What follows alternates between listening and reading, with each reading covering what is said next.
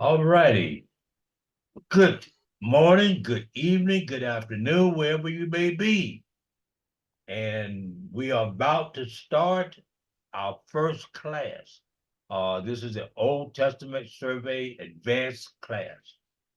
Are there any questions before we get started?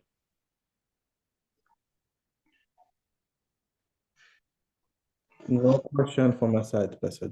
Thank you. Okay, no questions for me. All righty then. Let's look at the course outline. And if you have any questions about the course outline, let us know. The course is the Old Testament Survey Advanced. Last time you had the regular Old Testament Survey. This is an advanced class. We have the 8-week class, 2 hours per week, approximately. Okay. Week 1, which is this week, we're going to have an introduction to the Old Testament. And we're going to look at some of the references that we set out. The book by Tremper Longman and Raymond Dillard. In this, we're going to talk about the Old Testament, the structure, the key figures in the Old Testament, and some of the primary messages in the Old Testament. We're going to look at the historical timeline of the Old Testament. And then week 2, we're going to then get into the specifics of the actual books of the Old Testament. And we will start with the Pentateuch, which is Genesis through December. Deuteronomy, Deuteronomy. All right, and we're going to look at some time talking about the creation, okay, and looking at the Exodus. All right, then we're going to week 3. We're going to take a look at the historical books. That's Joshua through Esther, week 3. Okay. And then week 4, we're going to talk about the wisdom literatures. And sometimes people call them poetry, but it's wisdom, Job to Songs of Solomon, Job to Songs of Solomon. We'll look at that week 4. We spent some time talking about Job and the theocracy around Job, and also looking at Proverbs.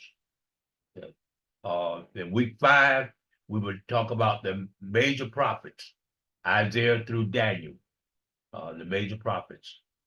Week 6, we would look at the minor prophets, Hosea to Malachi.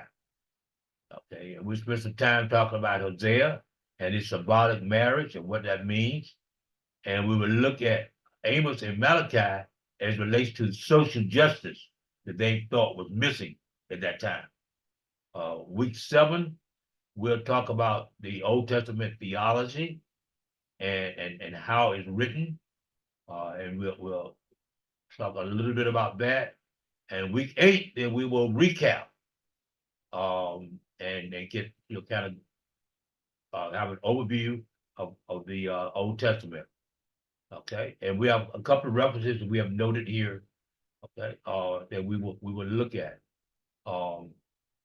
Again, this course is designed to help each one of us to look at a deeper insight into the Old Testament and how it is dealt with. Any questions there? Any questions what we intend to do? No questions on my end. Okay. All righty. Okay. Yeah.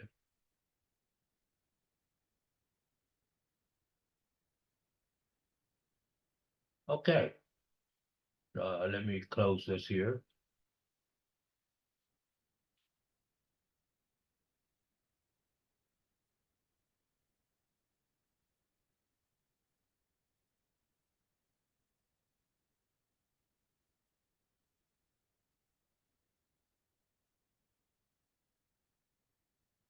Okay. The overview of the Old Testament, class 1A. That we're why are we studying the Old Testament? That's the first question we need to ask ourselves. And it is because it is the first part of the Christian Bible. Okay, it's the first part of the Christian Bible. You know, we have the Old Testament and the New Testament, as the Christian Bible has it.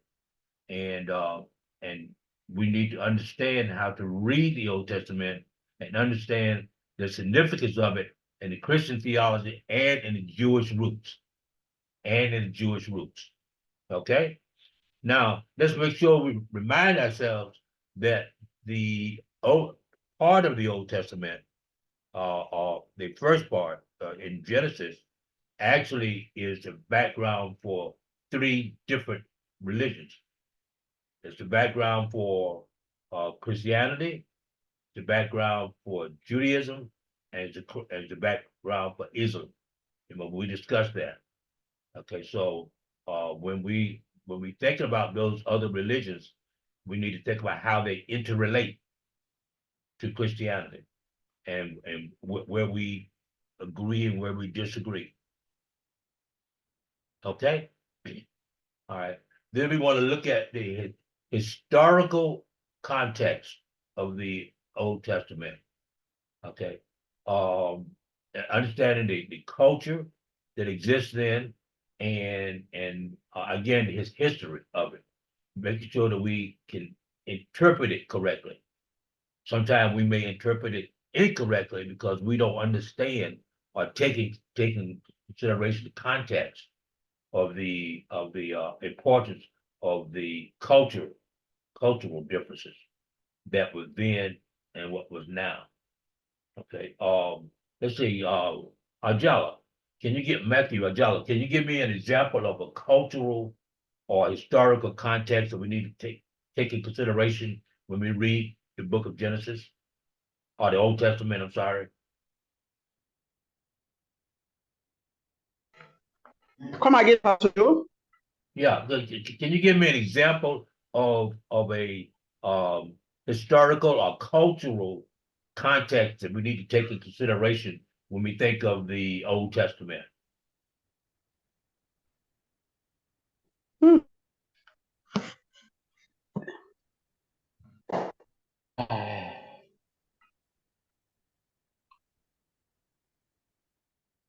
I will not be able to answer quite that question now. Okay, no problem. I'll give you an example. An example is from a cultural or historical perspective is marriage. How many women can someone marry? And can they have a concubine? Okay, in today's society, we don't take kindly to someone having more than one wife in Christianity. But in the Old Testament, it was normal. It was normal. That was a different culture, a different historical context in that respect. That's kind of what I'm talking about.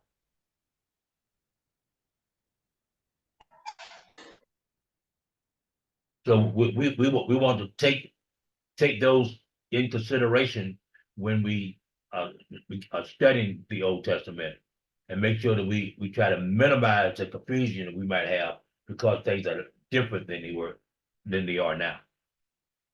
Can someone else give me another example, please?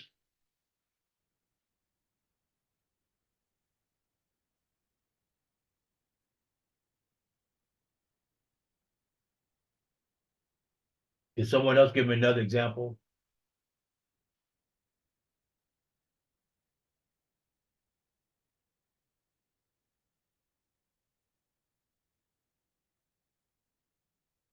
Lesson. I'm trying to think of other examples. Maybe we can take an example, maybe of probably tithing, issue of tithing. I don't know if it is relevant. Good discussion there. Tithing. Okay, so you see tithing as different now than it was during the Old Testament time?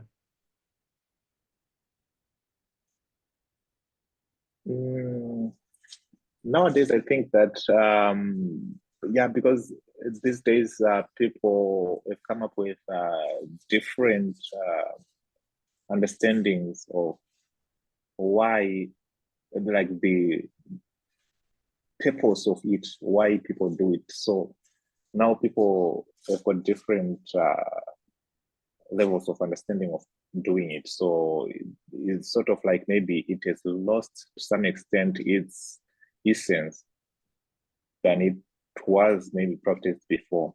And also now considering the fact that now the New Testament came and maybe it's now a different angle of maybe handling the whole situation. So Okay, understood. And I think that what I was looking for is more something that's not necessarily controversial or way we interpret it now as compared to how things were really at that point in the Old Testament and how they really are now, how they're different. Okay. So like I said, I could talk about marriage. In the Old Testament, people have more than one wife. A lot. And whereas today we don't do that. Okay. And but what else can we think of something else that they did during that time that we don't do now necessarily?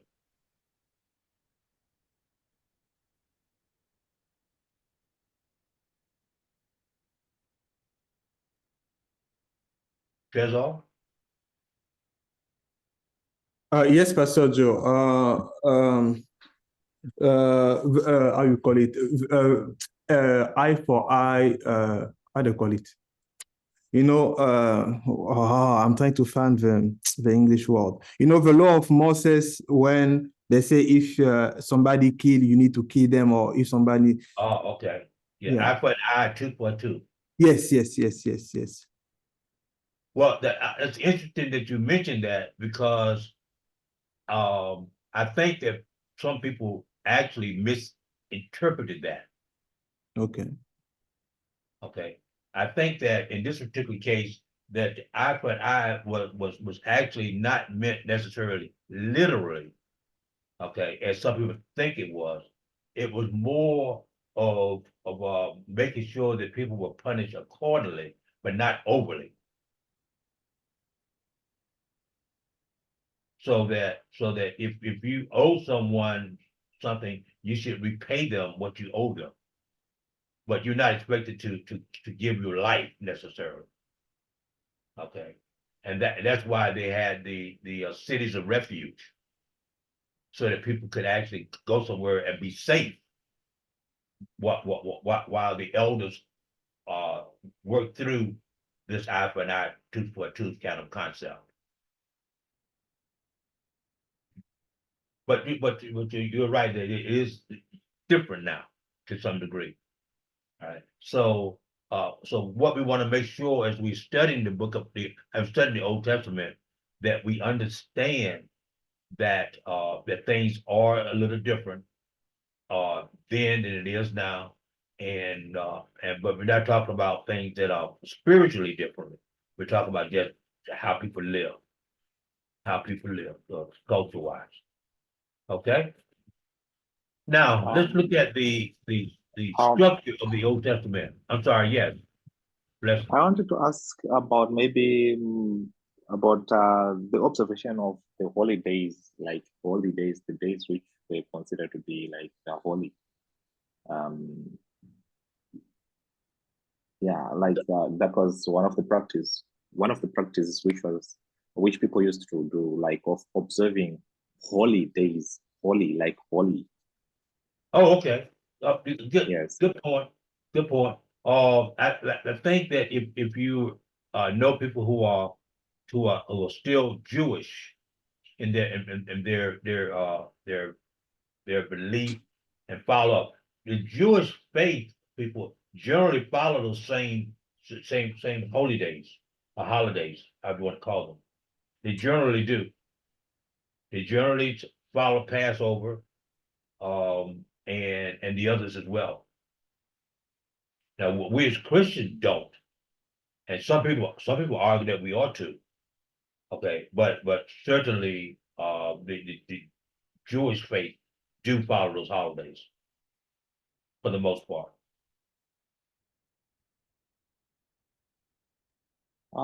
Pastor Joe, I'm on that particular area of the Jews. I personally don't really have a full understanding of how different is Christianity and the Jewish religion. Are we like completely parallel to each other, or maybe we really have got maybe a very common ground, or it's like a religion of Muslim and Christians? Is it like similar to how those lines can never meet, to like how parallel those two are? I don't understand. I haven't really looked much into Jewish religion. Okay, I'll answer very briefly now, but we're gonna have a class that we're gonna actually study the other religions. So, Oh. so that we all have a comfort level when we're having a discussion and know what we're talking about. But for purpose of the discussion now, the Jewish religion does not believe that Christ is the Messiah. Now, they do believe that Christ came. They do believe that Christ was a prophet, but they do not believe that Christ was the Messiah or the Son of God. They do not believe that. So it means that the Jews and the Muslims, they are almost similar, They're especially in similar. that particular area. Yeah, in that particular area, they're similar. Okay. Okay. Okay. Also, the Jews do not accept the New Testament. Obviously, they do not accept the New Testament. They spend most of the time on the Pentateuch. The Old Testament as a whole, to some degree, but none of the New Testament do they follow. Now, there are some Jews who are Christians. So they're Jews for the ethnic group. As an ethnic group, they're Jews. But from a religious point of view, they practice Christianity. But they still do some things differently. For instance, they will still go to church on Saturday and not Sunday. Interesting. Okay. All right. And they use that as from the fourth commandment, which is to keep the seventh day. And so when they look at the seventh day, they count it as exactly the seventh day being Saturday.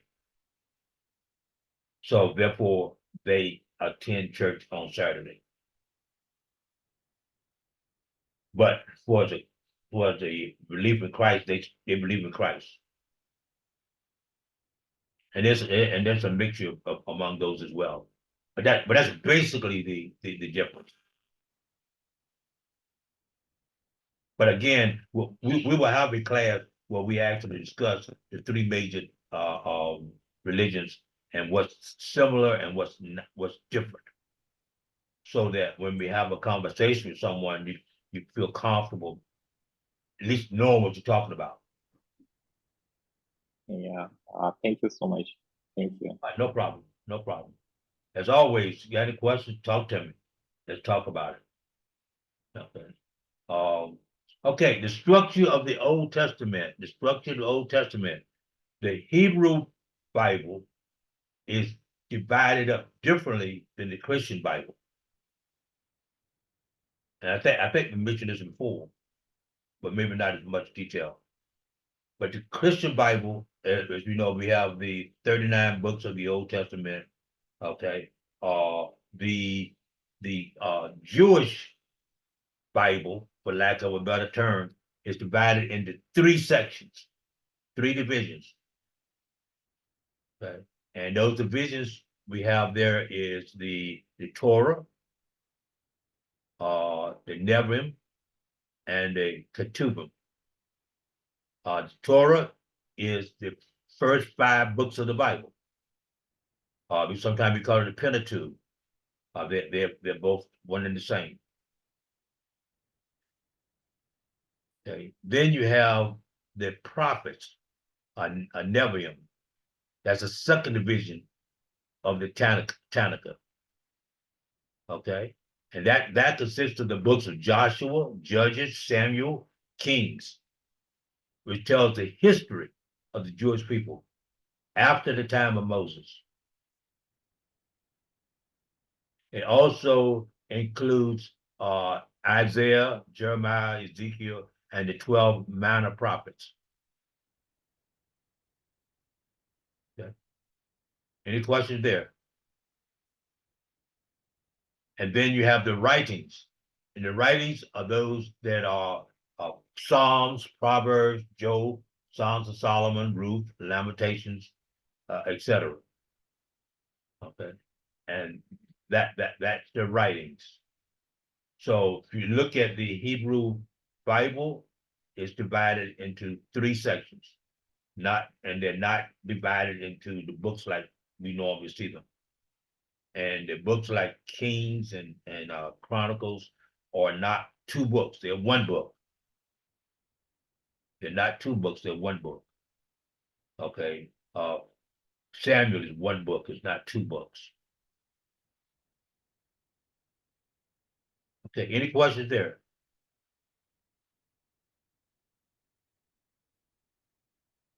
Any questions there? Okay. All right. So let's go and spend a little more time on each one of these sections here. The Pentateuch. The Pentateuch. And we can spend 5 or 6 or 7 minutes on it, give or take. In the Christian Bible, that's Genesis, Exodus, Leviticus, Numbers, and Deuteronomy. Okay. The key figures in those books, you're gonna find Adam and Eve, Noah, Abraham, Isaac, Jacob, Joseph, Moses, among others. But those are the key figures in those first 5 books of the Bible. The primary message is the creation and fall of man, the covenant with Abraham, Exodus from Egypt, and the giving of the law at Sinai, and the wandering in the wilderness. Wandering in the wilderness. That's basically what it talks about. Okay. It is not theology oriented necessarily.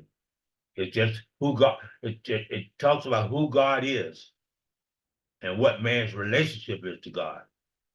But it's not designed to talk about how someone is saved or not saved, like we talk about in theology. Do we understand that? Yes. Yes, Pastor John. Okay, want to make sure because people get that mixed up sometimes. All right. And when we have some discussions about it in Longman and Dillard that I sent you to look at.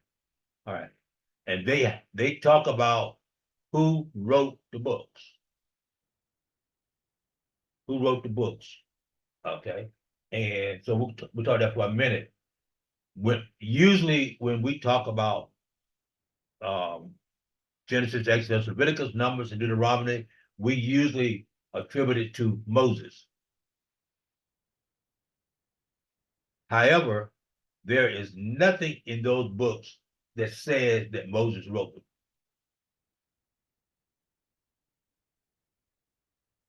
Unlike maybe some of the books in the New Testament where Paul says, I wrote it, Paul's letter to Romans, Paul's letter to the Church of Thessalonians. This does not say Moses' letter to the children of Israel. So there has been a lot of discussion as to actually who wrote the book, the 5 books. I think that most people would agree that Moses didn't write all of them, and they would especially talk about the 34th chapter of Deuteronomy. Because the 34th chapter, Moses is dead.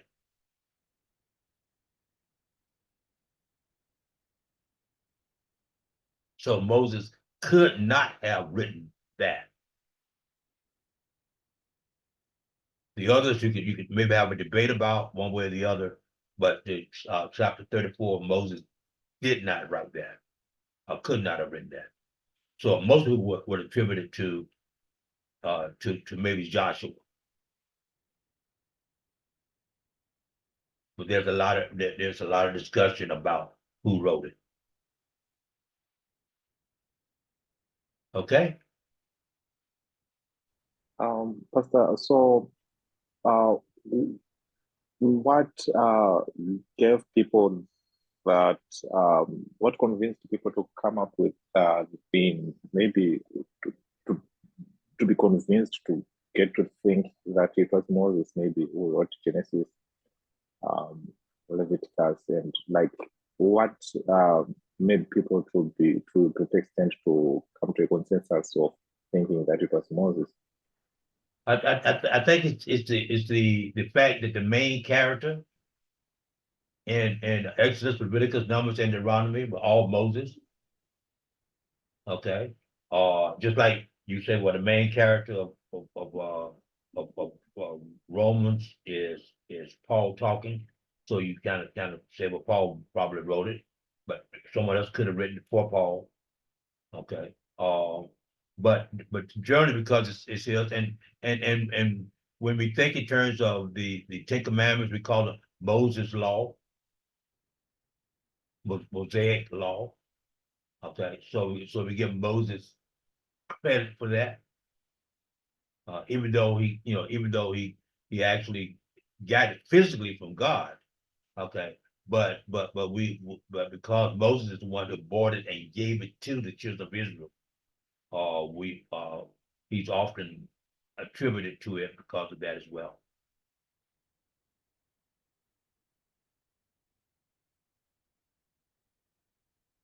I've got it.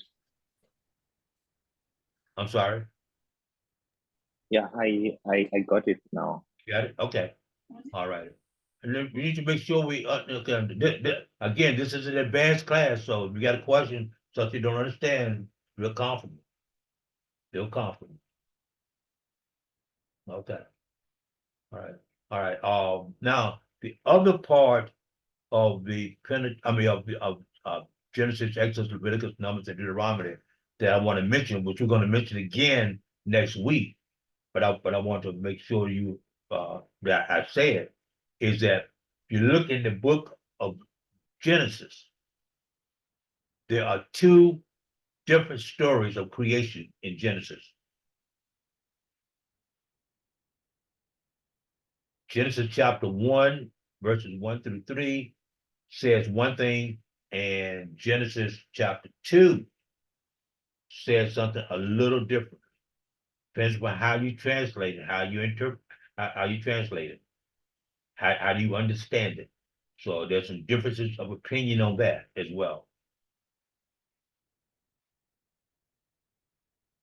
But the argument is that in the book of Genesis, chapter 1, that the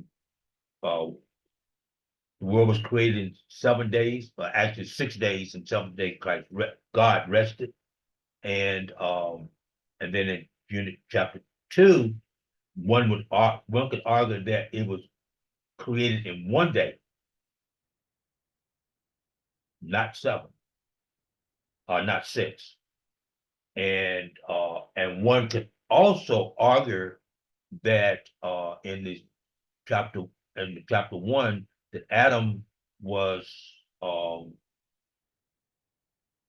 came last on day 6, and the other one, that Adam came first.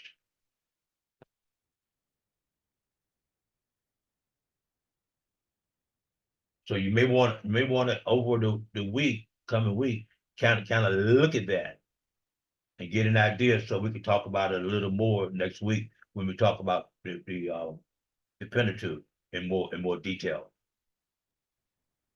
I was wondering, I don't know, Pastor Joe, if you received my my assignment for first course that we finished. I think I touched in that particular area because my assignment was like I focused more on the book of Genesis chapter 1.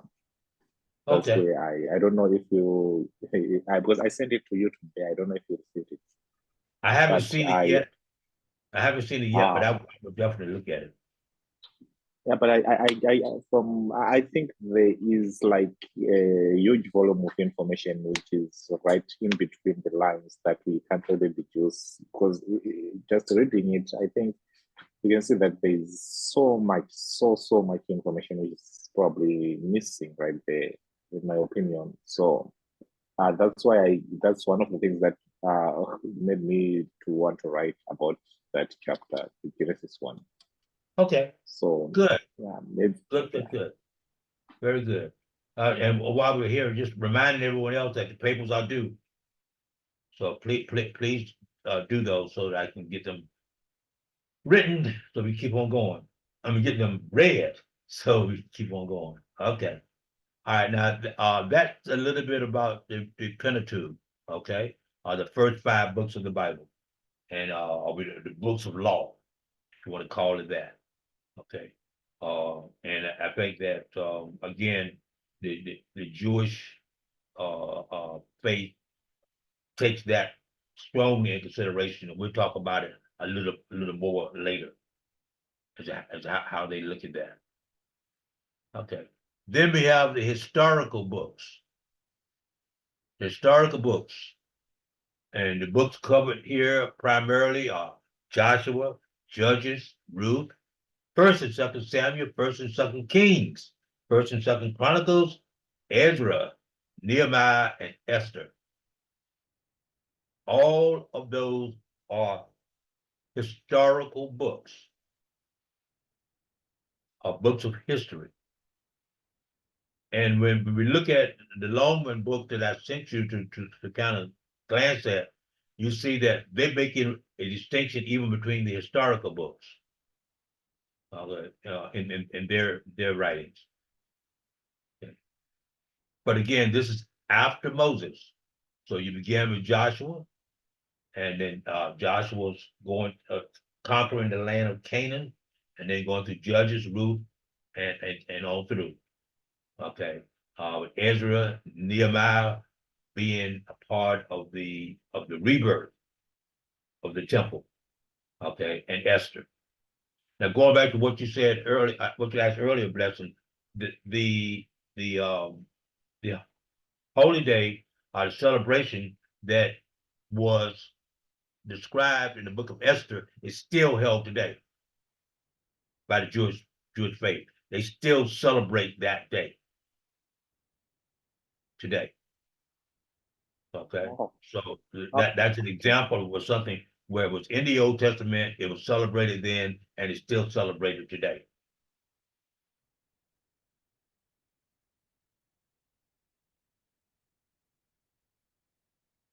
Okay, the key figures in these books are Joshua, Deborah, Gideon, Samson, Samuel, Saul, David, Solomon, Elijah, and Esther. And I think all of those you probably have ran across. Joshua obviously being the age to Moses, and then taking over from Moses after Moses' death. Deborah was a judge who was powerful and also was successful in battles. You have Gideon, again, successful in battles. Samson, who has his problems, okay, but he got through them. Saul, first king of Israel. David, second king. Solomon, David's son. Elijah, two major prophets in the history of Israel, and Esther. Elijah is considered to be one of the greatest, if not the greatest prophet in the Jewish religion.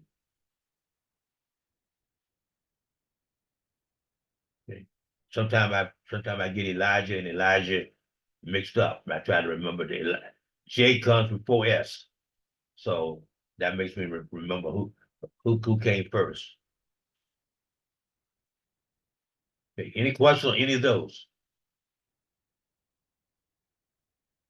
Okay. Then the primary message there is the conquest of Canaan.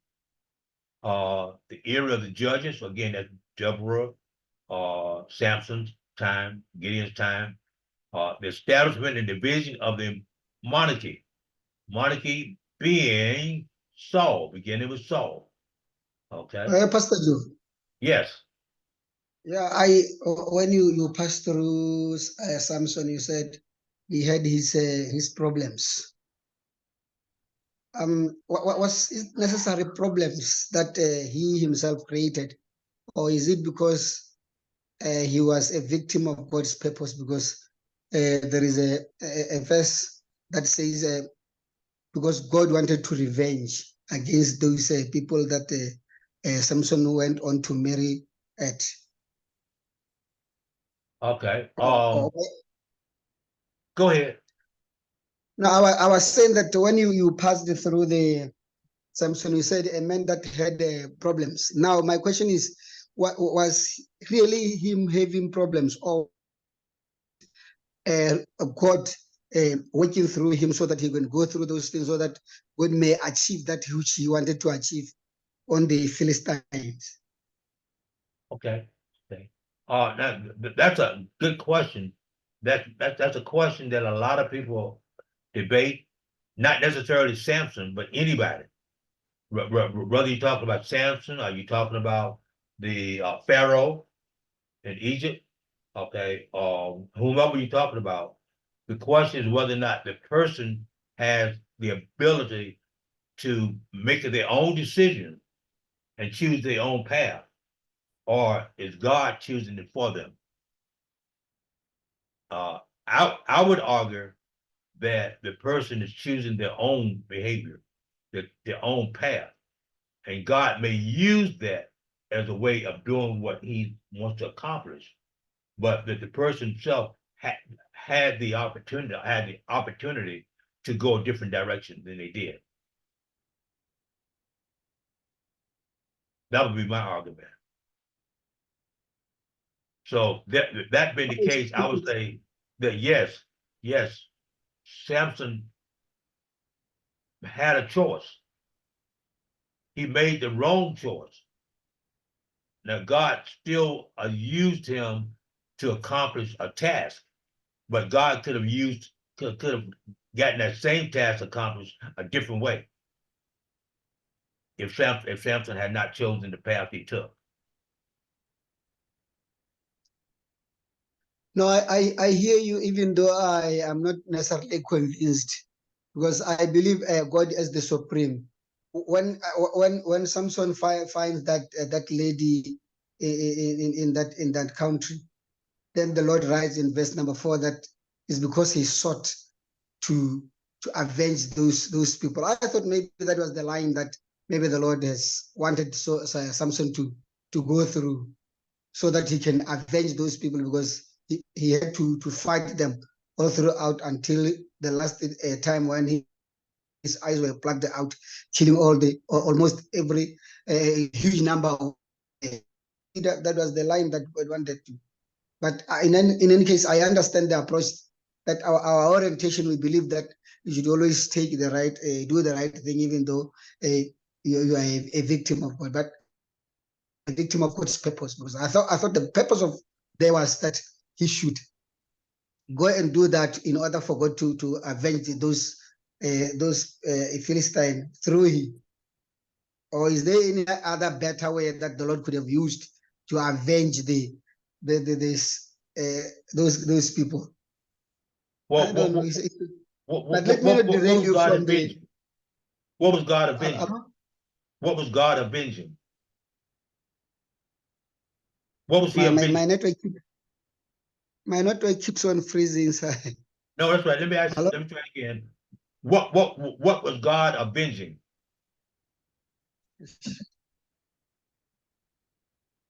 I'm having a problem of network and hearing. Okay, yeah, I'll try again. You said that maybe God was using Samson to avenge the Philistines. And I'm saying, what did they do? What did the Philistines do to the Israelites that caused Samson to have to avenge them?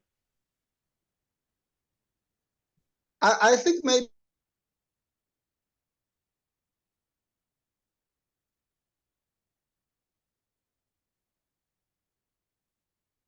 that which the Lord didn't about them or what they did to the children of the Lord.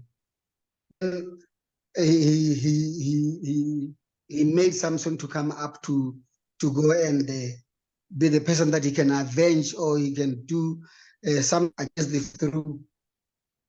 through him.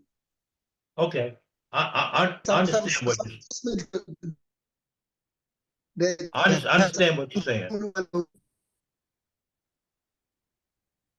Okay, I understand what you're saying. But like I say, I'm not sure that's what God was doing at that particular point in time, other than Samson doing something he had no business doing. But and Samson and we learned from what Samson did and learned that we need to be very careful about how we choose, how we make choices. Okay. Because he disobeyed his parents, and he also was unequally yoked. So he did two things there, among others.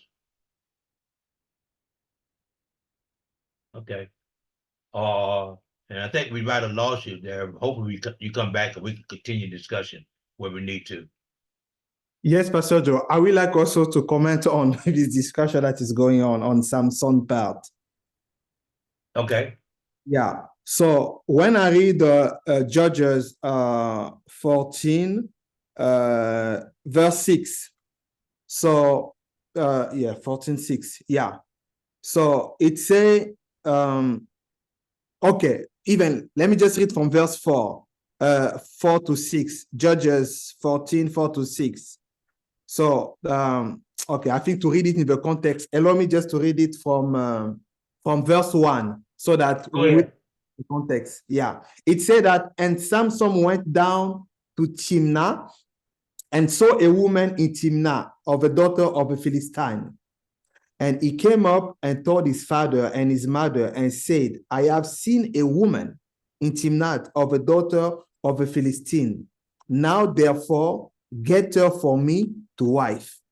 Verse 3 say, then his father and his mother say unto him, is there never a woman among the daughter of thy brethren, or among all my people, that thou goest to take a wife of the uncircumcised Philistine?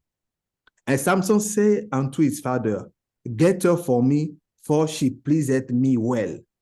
Now, verse 4 say, but his father and his mother knew not that it was of the Lord that he thought an occasion against the Philistine, for at that time the Philistine had dominion over Israel.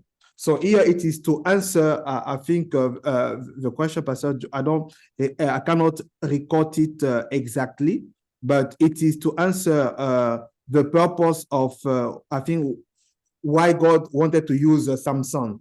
So I think in the way that I'm reading the story, yes, it's true that Samson decided to be an yoke colleague. How you call it? An yoke?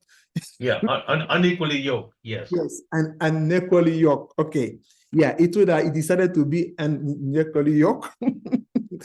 However, when we read in verse 3, it looks like we understand that God was using that way to try to avenge his people because the Philistine was having dominion over Israel.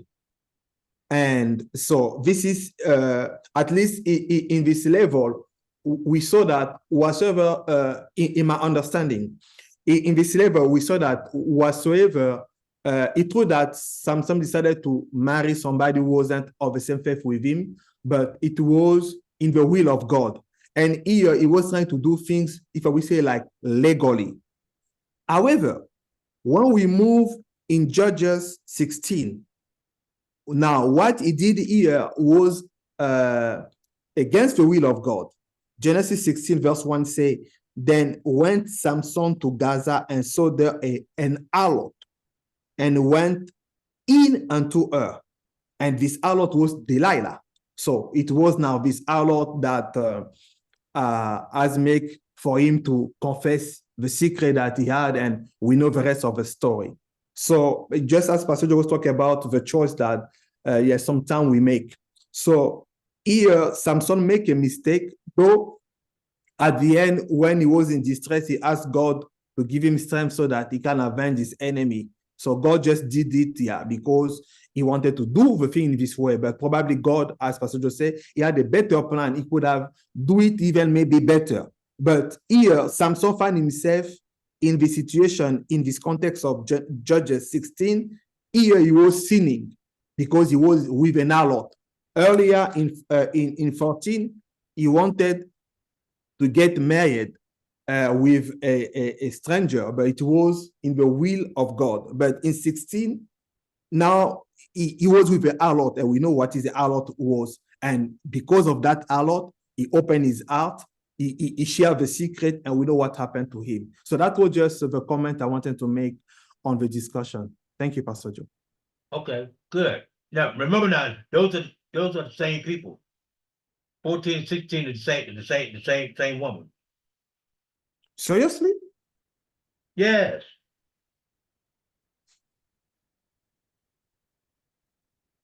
But so are you saying that on Judges 14, the lady that Samson wanted to marry was the harlot Delilah in Judges 16? Yes. I will double check it probably later. Okay. I'm not. I may be wrong now, but I'm thinking that it's the same person that now Samson had another wife who was an Israelite, but he never actually consummated marriage with her, and her father gave her away to someone else.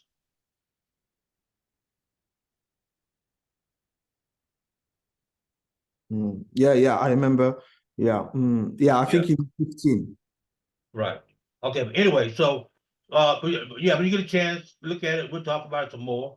But Yes, the question is, and continues to be, when something happens that's where we do something wrong, is God allowing us to do something wrong so that He can have His way, or He's going to have His way regardless?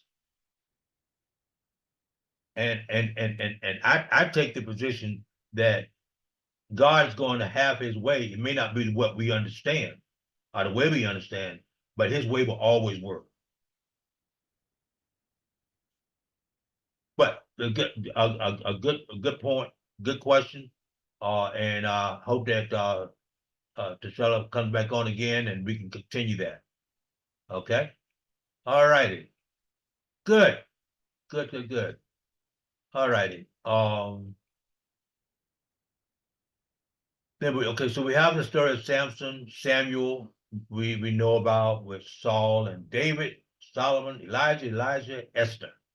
Okay. And Esther is kind of like the one we just got to talking about. When Esther was debating within herself what she was going to do, Mordecai says to her, I don't care what you do, God's will is going to be done. So it's up to you to either do God's will or not, but God's will be done. So he gave her a choice. And as we know, she took the choice of doing God's will. Okay. Any questions there? Okay. All righty. Then we have the wisdom, literature, and poetry. Wisdom, literature, and poetry.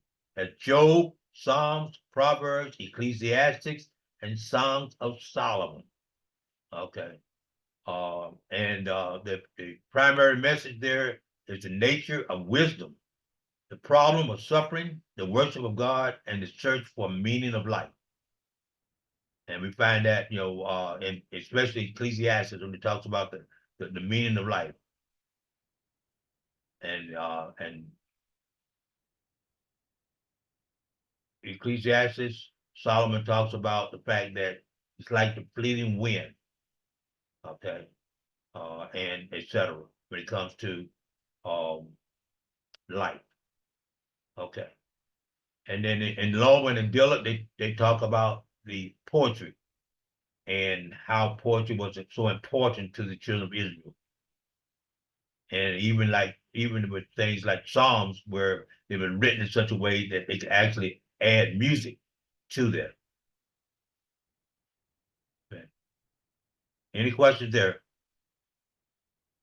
Then you have the prophetic books, the major prophets, and the minor prophets. Major prophets are Isaiah, Jeremiah, Lamentations, Ezekiel, Daniel. And then you have the minor prophets, including Hosea and Malachi. All right. Again, you have the key figures, and they're all there. Primary message was to call for repentance and the warning of impending judgment, promises of future glory, and the coming of the Messiah. Coming of the Messiah. Okay. And you have the call of repentance that came because the children of Israel were allowed by God to be taken to be overthrown by the Babylonians and by the Persians. Okay. But you also have the Persian king who accepted the discussion with Nehemiah and allowed the temple to be rebuilt. Okay, any questions there? Any questions there? Any questions there? All righty. Going forward, we have some. Pastor, Yes. On the book of wisdom, I'm just trying to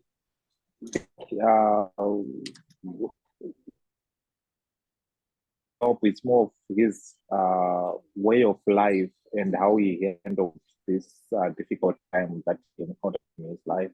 So I'm just wondering if it's like if it's in that category of poetry, in the category of books of poetry, and so I'm just trying to figure out like if it's if why qualified to be into that category. Oh, okay. Well, basically you have it divided into 5 groupings. So if you separate out wisdom from poetry, then you end up with 6 groupings. But most people argue that it's 5 groupings because again, Solomon is attached to Ecclesiastes, Songs of Solomon, and Proverbs. So because it's one author that we suspect is that groups them together. So you don't separate them out. But if you were to look at purely poetry by itself, then you would not look at Ecclesiastics as necessarily poetry. But you would look at Psalms and Proverbs. But Proverbs also wisdom. So if we were divided, then you probably would say the Proverbs and Job, okay, and Ecclesiastes were more wisdom. And Proverbs, and Psalms and was more prose. Poetry. I don't know. Okay? Okay. All right, good questions, everyone, good questions. Okay. Okay, let's go into the second part of the class tonight. Is talk a little bit about the historical timeline for the Old Testament. And this is where we can have a lot of discussion about, depending on how you want to look at it. Okay, but the early biblical history, creation, and pre-flood era.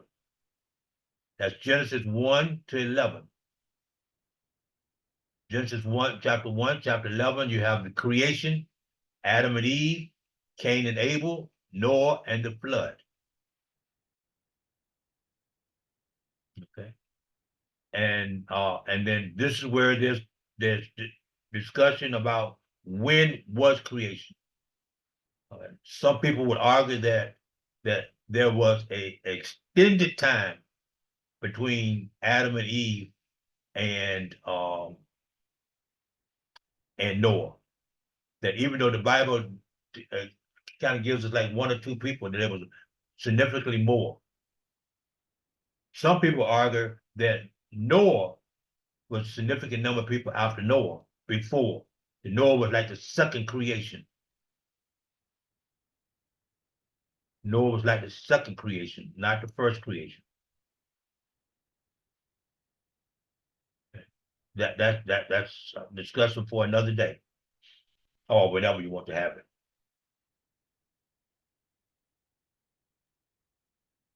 Then you have the patriarchs, Genesis 12 through 50. That's the rest of chapter of Genesis, and we date that around 2000 to 1700 BC, give or take. Okay. And again, the argument is that Adam and Eve would have been way before them, not just 100 years before them, but way before then. And you have the story of Abraham, Isaac, Jacob, and Joseph. Abraham, Isaac, Jacob, and Joseph. We find that in Genesis, the second part of Genesis. Okay. Any questions there? Yes, Pastor. Yes. You mentioned that maybe the topic of creation and pre-flood era, maybe we can discuss it on another day, if I'm not mistaken, if I get it right. Say again, I'm sorry. I thought I heard you saying that the topic of creation and pre-flood era, we will discuss it maybe any other time in which everyone feels comfortable to discuss, to bring up the topic and we can talk about it. Is that, I'm not sure if that's what you said or maybe I missed something. No, that's what I said. I think that what I want to do, because that's such a debatable topic, that I don't want to spend a lot of time in this class debating it, because it's not germane to this particular class. This class is about the Old Testament. That's a little bit more, even more detailed within that. So I want to make sure that we spend our time talking about how the books work of the Old Testament, how they work together into the New Testament, and anything that's really debatable. We can talk about it, but I don't want to spend a lot of time on it. But like I say, some people, the Ice Age. I mean, I think that we can all, most people who looked at the Ice Age and things like that say it existed. Okay, so now how do you match that with the Bible and creation? When did it occur? When did the dinosaurs occur? And that's what I meant by that. Okay, I understand. Actually, in my assignment, which I'm saying is submitted today, I also typed in that, like, so I feel like it's quite to need a lot of time, to consume so much time. but still, I'm just interested to want to probably maybe later on, maybe when you feel it's most convenient to talk about it, but I would like to hear maybe your narrative concerning this topic. Okay, I would Okay. want to hear more from you. Yeah. okay. And again, and we can do that when we have extra time and make sure that we can do that. Okay, I have no problem with that. But I just want to be careful that we don't, as they say, go down a rabbit hole. And it goes down so deep, we never get back up. You know, so Okay. man, I don't I want to hope do that. I hope that my assignment won't maybe but you, because I think I try to I how I put it across. I don't know if it will, but I tried to explain why I was putting it across, like my thoughts, because those are some of the questions that I think I've heard, and I've never had an opportunity to encounter people actually discussing that particular area. So I felt like maybe I need to put it on paper. So I don't know when you're marking or maybe when you're doing that information, if you have anything of use, or maybe I don't know. But Right I would now, also want later on in future to hear your narrative. okay. The other thing is, remember, the paper was not designed for a right or wrong answer. It was designed for how you interpret it. Okay. Okay, so Yes. the paper was not designed to say that this is the right answer and everything else is wrong. No, it's designed to say that here is what most people think. After you have studied it, this is what you think. Okay, or you wanted to consider in the translation. Okay, but it's not a right or wrong answer. Okay. Okay. Thank you so much. Okay, all righty. Then we have the patriarch period. Abraham, Isaac, Jacob, Joseph. And then we have the Exodus. Exodus, Leviticus, Numbers, and Deuteronomy. And that occurred between 1446 BC and 1250 BC in that neighborhood. And it's basically Moses leading the Israelites out of Egypt during that time. Pastor Joe, I have a question. Yes.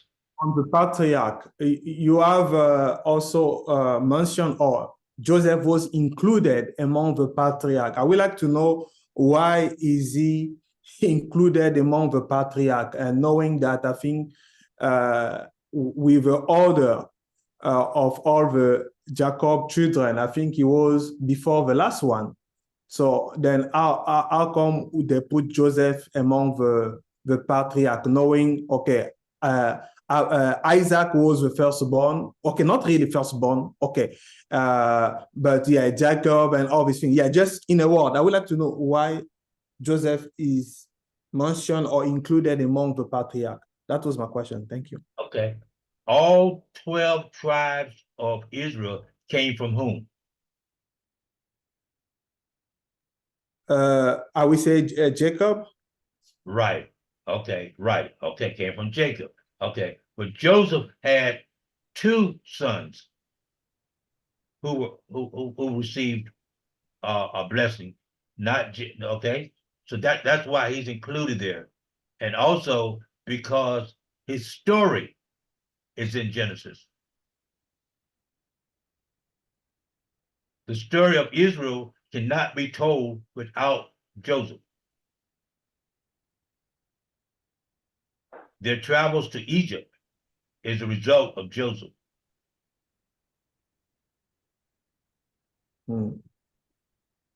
Yes. That's why. Oh, Thank you, Pastor Joe. Okay, right. That's it. So yes, but question. I'm sorry. Go ahead. I have a question. Patriarchs, what's the meaning of that word? Patriarch normally means father, or kind of like father. Okay. So if you're taking Joseph in the case of, well, he wasn't Yeah, these other people were his brothers, not, they didn't come from him as their father, but because of him, they ended up where they were. Okay. Okay. So they ended up in Egypt because of Joseph. And Joseph's story is in Genesis. Exodus begins the story of Moses. And we don't really have a good idea of what happened between Joseph and Moses.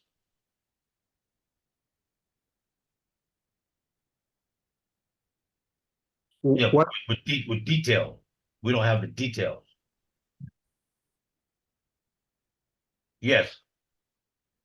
Oh, yes, it was just that clarification. I wanted to know when you say that. We don't know what has happened between. Yeah. Yeah. We don't have the detail. We know that that they were enslaved by Egyptians, but the details from point A to point B, we don't know that.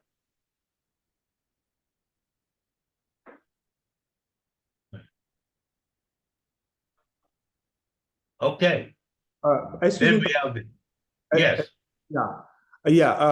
I will come back again on the question of the data. Can you maybe be specific? What do you mean by the data we didn't know? Can you maybe give an example? I mean, like when we end up in the book of Genesis, we end up with Joseph's family being in Egypt with him. Correct? Yes, Pastor Joe. Okay. But we don't know how long that was between the time his family got there and that they were enslaved. And when were they enslaved? We don't know that. It looked like the Bible was saying, talking about, I don't know, I think I remember with when, was it Abraham who make a mistake? I don't know. Yeah, it was, I think Abraham who make a mistake when he was offering the thing. And when God prophesied that his offspring will be a slave in Egypt. And I think it was written that I think the children of Israel were supposed to be slave for 3 centuries, for 3,000 years. I think something like that. 300 years. And then I think when we read probably in Exodus 1, it looked like it specified that the children of Israel somewhere there, I think it is written that instead of spending 300 years of slavery, they spend 350 years of slavery. So, I don't remember seeing that specifically, but I don't see it. I don't remember reading anywhere where it specifically said, okay, Joseph and family, you're no longer are free, you're slaves now. I don't remember seeing that anywhere. or in Exodus 1, verse 6, they say, and Joseph died. Genesis 1, Exodus 1:6. He said, Right. and Joseph died, and all his brethren, and all that generation. And the children of Israel were fruitful and increased abundantly and multiplied and waxed exceedingly mightily, and the land was filled with them. Now there arose up a new king over Egypt, which knew not Joseph. And he said unto his people, behold, the people of the children of Israel are more and mightier than we. Come on, this is verse 10. Come on, let us deal wisely with them, lest they multiply. And it came to pass that when they followed out any war, they join also unto our enemy and fight against us, and so get them out of the land. And I think later on they start to, 11 said, therefore, they did set over them taskmaster to afflict them with their burden. And they built for Pharaoh treasure cities, Pithom and Ramses. I will stop here maybe for now. Right, right, okay, I understand that, but I'm saying that, but we don't know what happened during that independent time frame between the time that the new Pharaoh took over and the time that Joseph died. We don't know the details of what happened between then and there. And I'm also quite a bit surprised when I read the fact that they say that this new king, he came over Egypt and he knew not of Joseph. And I'm surprised. I don't know why they didn't. I mean, I believe as a king, they are they keep record or chronicles on previous king, probably when they came in office also, they transfer to them knowledge. And I'm wondering if, I don't know, anything's related to Joseph was erased in the story of Egypt, or I don't know, how come he didn't know about Joseph? Yeah. Well, again, translation. Several ways to look at it. One is it was erased. One is that he didn't understand or appreciate who Joseph was, because Joseph had been dead for so long. So whatever Joseph did at that time, he knew he did it, but he didn't have the same appreciation for it as he would today. If you understand what I'm trying to say there. Please, can you repeat that again, Pastor Joe? Yeah. When someone does something 100 years ago, and now I read about it in the history book, I might read what they did, but I don't appreciate it. I don't have a full understanding of it, because it's before my time. So even though it's written, doesn't mean that I'm going to appreciate it or want to continue it, to honor it. I may see it just as history, and that's just it, nothing more. If you understand what I'm trying to say. Yes, Pastor Joe, understood. Thank you. Yeah. So when it says that he didn't know know Joseph, it may not be that he didn't know of him and what had happened, because he had to know that, because the children of Israel is living there now. So he knows the children of Israel there, okay, but he doesn't appreciate the travel from where they were to where they are now at that time. Okay. If you understand what I'm trying to say. Yes, Pastor Joe. Yeah, totally. Okay. Thank you. Okay. All right. So that's why I say, when I say they don't have he didn't have the details enough to be able to appreciate or not appreciate it, what had happened over those 300-400 years. Okay. Then we have the conquest of Joshua. Conquest of Canaan, Joshua. Somewhere between 1400 and 1350, or thereabouts, in that neighborhood. Joshua leads Israelites into Canaan. Okay, hold on 1 second, please. I'll be right back. Hold on 1 second, please. Y'all can have a conversation about that, about Joshua. Go ahead and do that, please.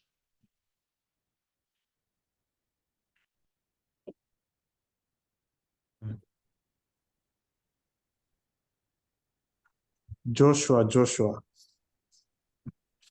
lead with Israel to the brother blessing. Do you have any comment? On my side about Joshua, I just remember that he was a man who honored God and he carried out his duties well when he was doing his service to the Israelites. That's as far as I can remember about Joshua. I don't think anything exceptional about Joshua that I remember. Yeah. Me also, I remember about Joshua. He was if I would say, like an attaché of Moses.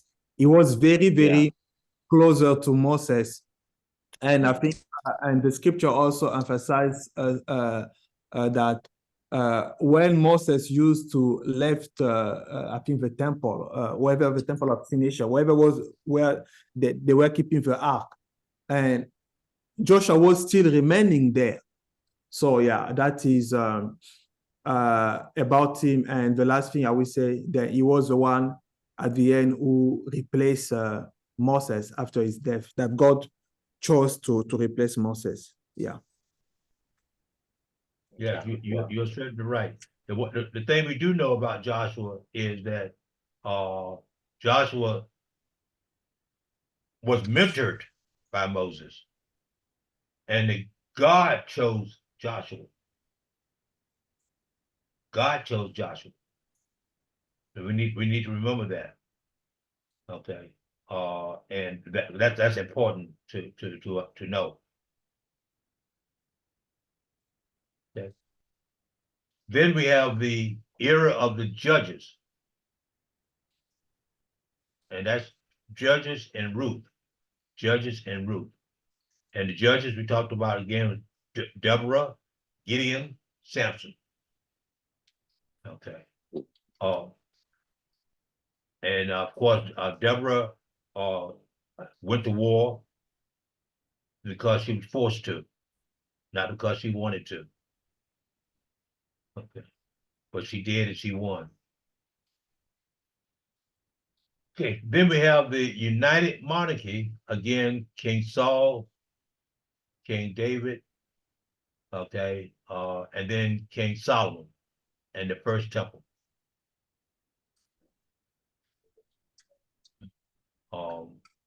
David had problems, Solomon had problems, and as a result, God punished them by taking away their sovereign reign. So there was no unity after that for a period of time. Then in the divided kingdom, you had Israel to the north and Judah to the south. And then Israel was taken over by the Babylonians, and Judah then was by itself until it was also taken over by the Babylonians. That's the same time that Daniel was taken captive. Israel, that's the same time.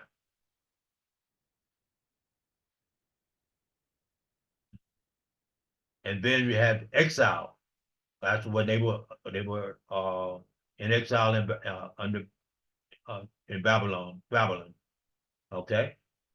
And you have Ezekiel, Daniel, and Psalms 137 was written during that time.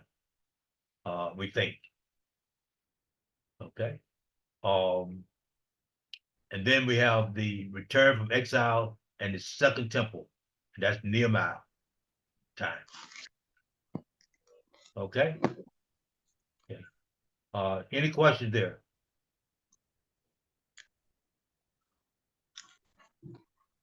And then we have the intertestamental period. The intertestament, that's the 400, about 400 years, what we call the silent years, where the Bible really doesn't say anything about that time. But we will talk about what happened during that time, because that prepared the Jews for the Messiah coming, for Christ coming. That period did. A couple of things that occurred during that time of significance was that, again, the temple was rebuilt, but also you had the rise of the synagogues. You had the rise of the synagogues. Before then, there was really were such things as synagogue. Everybody traveled to the temple. Okay, or the rise of the synagogues, the temple was not as important as it was before. But important, but just not quite as important as it was before. Any questions there? Any questions there? So that brings us to the end of the introduction to the Old Testament. That brings us to the end of the introduction to the Old Testament.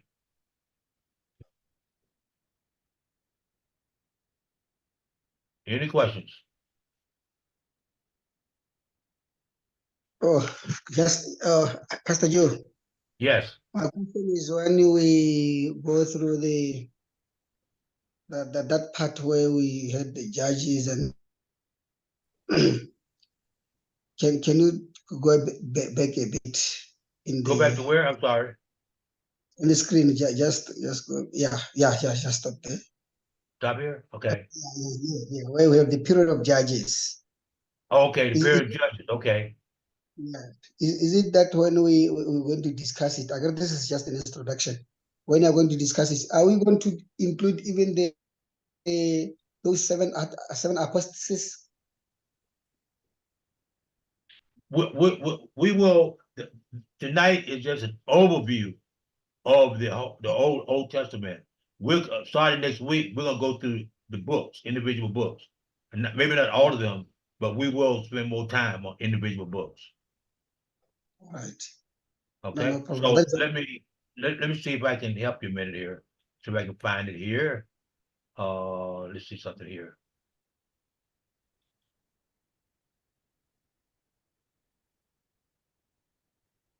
Okay, so like the day was. Oh, hold a minute.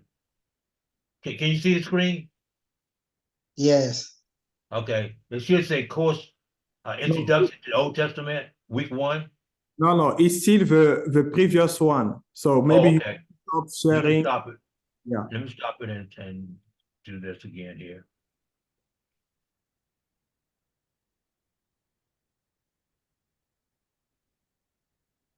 Okay, we there now? You should see introduction to the Old Testament. Yes, Pastor Joe. Yeah. Okay, all right. Then that's this week. That's what we just got through doing. Okay. Then next week we're going to spend time on the Pentateuch, Genesis to Deuteronomy. We're gonna spend more time on those. Okay. So we just went over a quick review of it. We're gonna spend more time on it next time. Okay. Okay. And then week 3, we will spend more time on Joshua to Esther. And that's where we have the judges, okay? Yes. And we'll spend time talking about the conquest of Canaan and the era of the judges. And then we'll spend time talking about Saul. All right. All right. So we're not going to ignore those.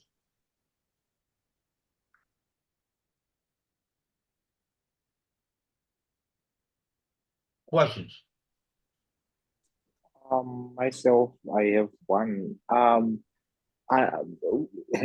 in primary school, I learned about the meaning of the word BC and AD, but when I was now in college here in China, I was trying to really get deep into understanding the meaning of it, but then I got a little bit of confusion, like because of how it was explained. So I don't know if you can take maybe a bit of your time to just maybe make it clear for me to really understand, like what are the actual details, like what it actually means, because when I was trying to, I went through the internet trying to get different information, but I ended up getting entangled with so Now, much sources of information I was getting. Yeah. are you asking a question about AD and BC? Yes, like is it as simple as before Christ? As simple as that, Almost. or it Almost. goes way Almost. beyond that? It's almost. If instead of saying exactly before Christ, it's before Christ, but it's 0, and then Christ is 30. Christ's birth is Huh? around 30. I'll say it Okay. again. Okay, it's 0. Okay, but it's 0 plus 30, give or take. All right. So 0 plus 30, that's what? that's the beginning of AD. Okay.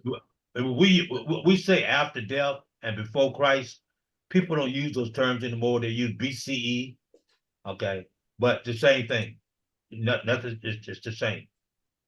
All right. So I think and initially I used to think that it meant the year that Christ was born. It really doesn't. It's close. It's like within 30 days, every 30 years. Do we say 30 or 33? Since Christ died when he was 33. I think we say, I want to say 30, maybe it's 33. 33. He started the ministry at 30 and 3 years of ministry. Right, 33, yes. Yes. So when we No, say AD, AD, some people use it saying after death. It's actually not after death, it's actually a Latin term. AD is a Latin term, but that's what it means. okay, so it means like if we are safe to say maybe 300 AD, it means after the death, not AD as in from the day he was born. Right, It's after. right, After. you got it. And BC, we are counting like before he was born. Right. Okay. All right, I get it. Thank you. Right. Okay.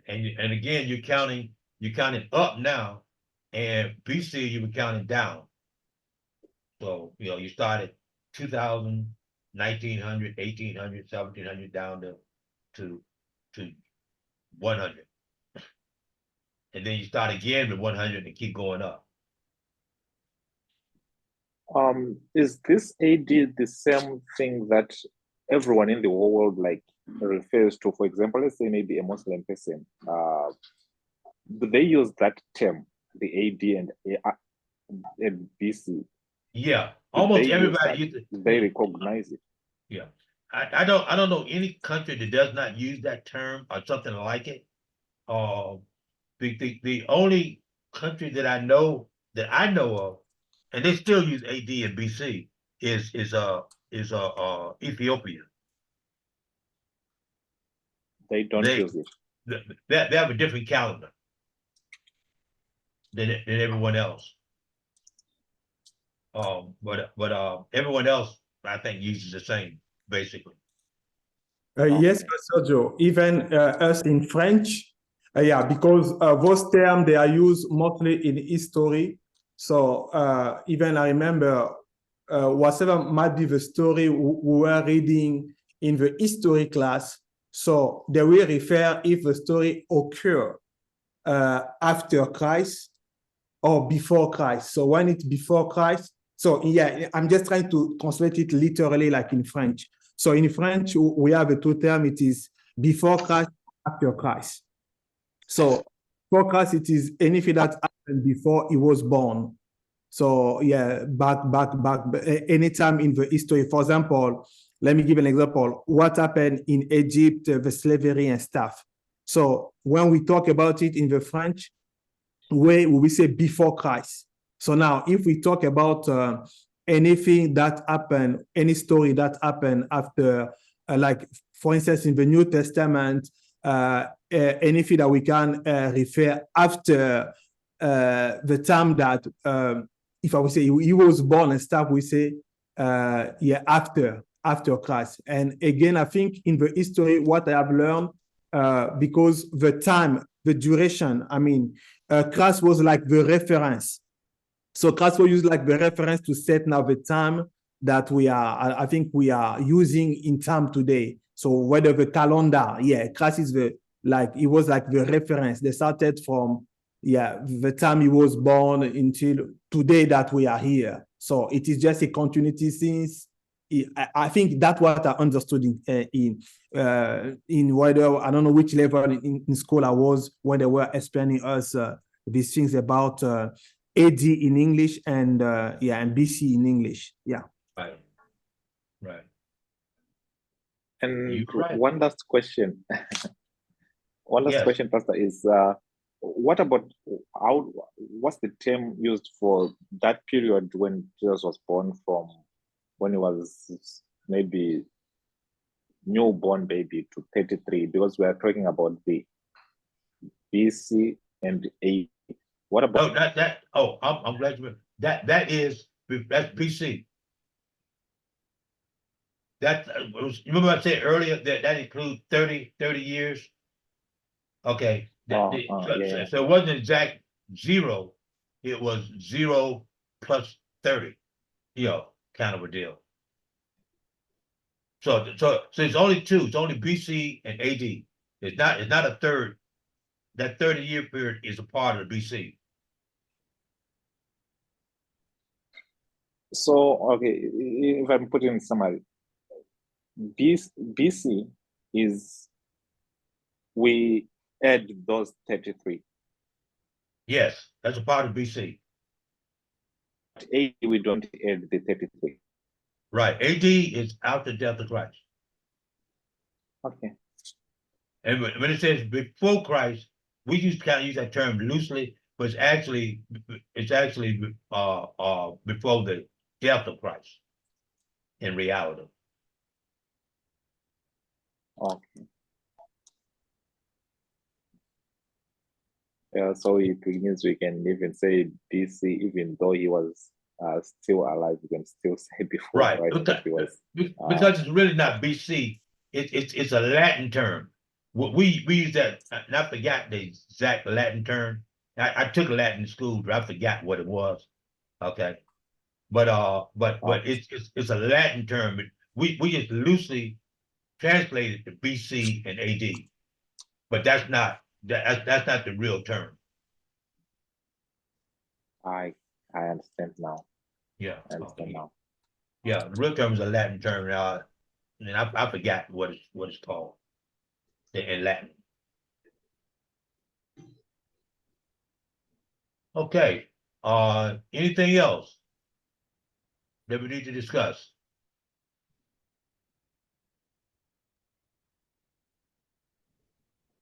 Okay, so let's look here a minute.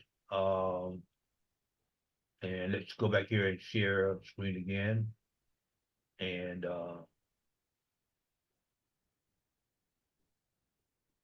the book that we were reading, or should be reading.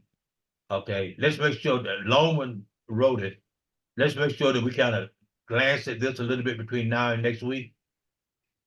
Okay, and you probably want to start off, if you haven't started at all and you don't have a lot of time, start on page 29. Okay, the introduction, and it talks about the Old Testament stories and how they're written. Okay, and they were written poetry and prose. Okay, we just talked about that a little bit. Okay, you probably want to read a little bit more about that, so you understand how it's written. Okay, and how Psalms are written, to gives you some idea of that and interpretation. How do you interpret the book of Psalms? Okay, and just about 4 or 5 pages of that you might want to look at. Okay, and then if you go from there, you finish that the couple of pages, then and you start the next pages, you go into the book of Genesis. Okay. Now, last thing but not least is to make sure you remember that the Old Testament is not necessarily theology. Okay, it's not theology. Okay. It talks about God and who God is, but it doesn't talk about theology like the New Testament does. Okay, but we need to understand that. Okay. And if you read some further down here, it gives a perspective of the New Testament and the Old Testament, which at some point in time you might want to just kind of glance at and understand. All right, and then beginning then we get into the book of Genesis.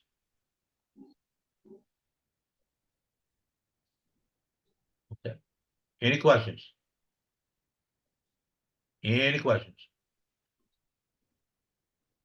And here it talks about historical background, the composition, authorship, and we talked about that. Who actually wrote the book of Genesis? Okay, and the author gives different arguments as to who could or could not have. Okay. All right, and okay, any questions there? So like I said, not asking you to read the entire book, but just selected sections out of it when you get a chance. Okay? Any questions? Yes. No further questions on my end. No further questions on your end? Yeah, All- yeah. Yes. For it is a clarification on some statement that I make earlier about the slavery time in Genesis of Abraham and the people of Israel. Yes, Yeah. So in Genesis 16 and 13, it says, and now he said unto Abram, know of a surety that thy seed shall be a stranger in a land that is not theirs, and shall serve them, and they shall afflict them 400 years. Now, when we move to Exodus 13:40 to 41, it says, now the sojourning of the children of Israel who dwell in Egypt was 430 years. And it came to pass at the end of the 430 years, even the same day, it came to pass that all the hosts of the Lord went out from the land of Egypt. So it was just to emphasize that, yeah, earlier I said it was 450, actually it's 430. Yeah, that, yeah, they spent 30 more years than what God said it was supposed to be, just 400 years. And I also checked Pastor Joe on when we're talking on the judges and on the part of this lady. So, what is it? So, Delilah. yeah. So what I discover, it is actually the other woman that Delilah, after Samson had another lady, that the harlot, after the harlot, it went out, he had Delilah. So the harlot wasn't Delilah. Delilah was another lady, and different from the first lady that he married, that the father of the lady gave it to his friend. So Right. all they are three different ladies in the story. Yeah, that was Okay. just the information I wanted to bring. Thank you, Pastor. Okay, okay, thank you. All right, Jay. Thank you. Anything else for the good of the cause? Then we will see you next week. Reminding you to read a little bit of this if you can, and remember that you have to write the lesson that we have. Please don't forget to do that, please. Okay, for the previous work. Any questions at all? Yes, Pastor Joe, a question. Earlier in Yeah. the introduction, you were presenting like a Jew Bible and like a Christian Bible. So my question is, Yes. as us believer, which one shall we follow? As Christian, which one shall we follow? What is different in the, which one shall we follow? Yeah. We follow the Christian Bible, but it's the difference between the two are not that big of a difference. It's just that the way they're divided. The Hebrew Bible is divided in three sections, and the Christian Bible we traditionally divided into 5 sections, and that the books of Kings, Samuel, those books that we normally make 2 books, the Hebrew Bible has it as only 1. And also like the way that it's constructed, where the the verses in. The Hebrew Bible doesn't end that way. It's not structured that way. So it's not that the information is different.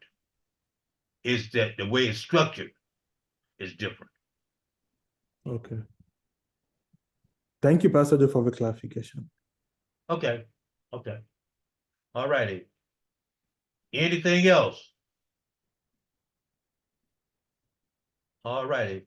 Can we get someone to pray us out, please?